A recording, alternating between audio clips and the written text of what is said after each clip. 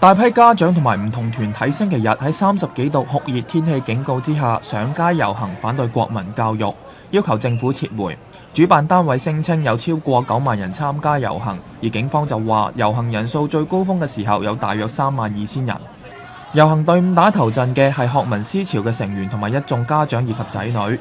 雖然天氣炎熱，但係家長堅持帶小朋友行出嚟，有家長更加推住嬰兒車遊行，為嘅係希望小朋友避免被洗腦。咁呢個訴求唔單止係對我哋自己影響嘅，係對佢哋係最有影響嘅。咁我諗係對最主要就係佢哋自己。都係為到自己嗰個未來去爭取啦嚇。其實我個小朋友係2歲嘅啫，但係我覺得佢會好多謝我第時有帶佢嚟呢度咯。